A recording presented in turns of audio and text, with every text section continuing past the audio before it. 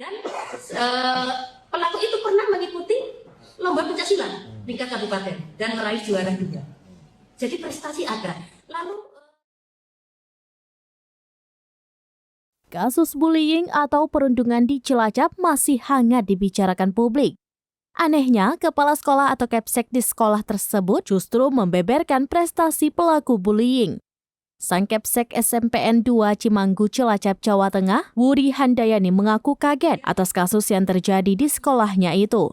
Sosoknya menjadi sorotan setelah membeberkan prestasi MK pelaku perundungan atau bullying terhadap FF berusia 14 tahun yang viral tersebut. Wuri mengatakan pelaku MK memiliki segudang prestasi, mulai dari pencaksilat hingga tilawah Al-Quran. Dia anak yang punya bakat lah. Dan pelaku itu pernah mengikuti lomba pencaksilat tingkat kabupaten dan meraih juara 2. Jadi prestasi ada. Lalu lomba yang kemarin diikuti di awal tahun ajaran dia mengikuti lomba tilawah.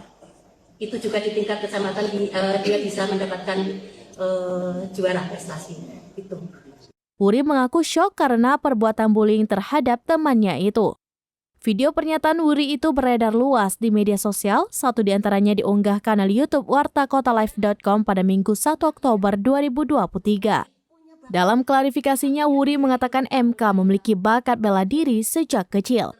Dia anak yang punya bakat lah.